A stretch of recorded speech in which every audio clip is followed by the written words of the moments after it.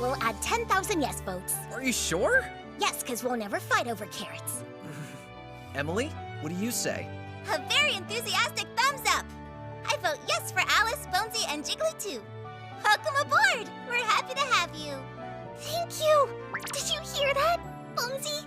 Bonesy and Jiggly, huh? Okay, well, we got another member of the show, and, you know, I don't have a problem with another member being added into my unique skill. At this point, based on the poster for the show, shows us Bunny Girl, Fire Girl, the main girl with the hammer, and then it shows us the guild girl with the pink hair.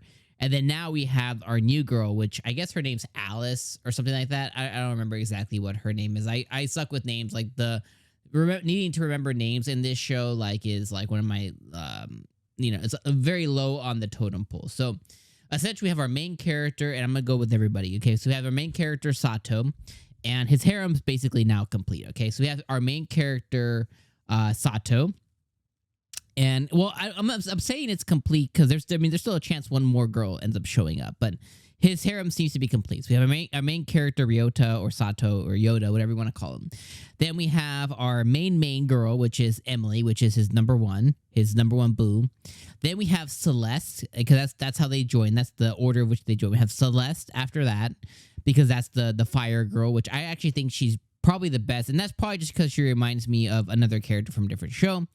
Then we have Eve, which is our carrot bunny girl, which, you know, I think she's the best one in the show. She's definitely the one that carries the show the most.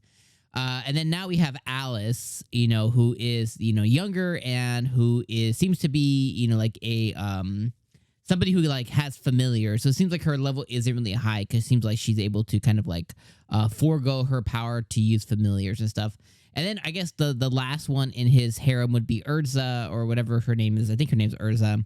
And Urza would be the guild girl. She's the pink hair guild girl. So really, essentially, he has his main 4 girls who live with him, and then he has Urza, who is at the actual guild, which is always looking out for him and wants to go on dates and all the other stuff. So this episode, we found some invincible slimes, or some slimes that have to be beaten in a certain particular way, which he's able to overcome. He's able to get some more rare item drops from said slimes.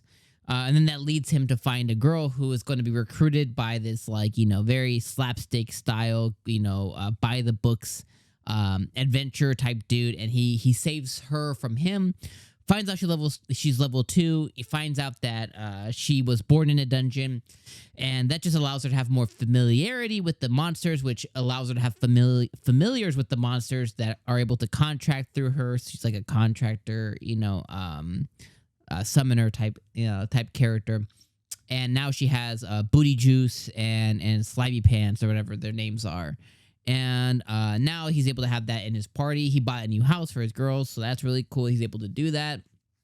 And then on top of that, now we have episode 11 and we have episode 12 left. So really, you know, that's really all that happened. This episode, you know, it was watchable. It was enjoyable to a sense. Like, it wasn't a bad episode by any means. It was just another by the numbers type episode that is an easy watch. That if you decide to watch the dub version instead of the sub version, which I recommend doing, you're able to, you know, play a little Nintendo Switch, you know, kind of BS on your phone a little bit as you watch it. You know, maybe eat some lunch, some dinner, some breakfast or something with it. You know what I mean? Maybe enjoy, you know, this is old, so don't look, but maybe enjoy like a coffee or something, you know, so you're able to do that. So, I mean, that's how I would watch this, you know, just like a background type show. You're not really going to get invested in because there's nothing to get invested in. It's just really seeing a main character who's a little dense and doesn't really have any, you know, big ambitions as he's in another world. Just kind of see him go through the motions of living in said world as girls just kind of, you know, end up showing up per anime fashion. That's really what this show is. So anyways, episode 10, good. We got another character. I think the last one that we're going to see. And then who knows what we're going to end on last couple of episodes. Maybe they'll introduce one more girl by the end and they'll end the show there. Or maybe some kind of calamity will hit and then they do a cliffhanger. Or maybe they just say, you know, and then he did good, and then they just end the show. I don't know. Tons of things could happen, but yeah, I wouldn't hold my breath for any spectacular ending. Just a ending will happen in some way, shape, or form. So let me know what you guys thought about this episode down in the comments below.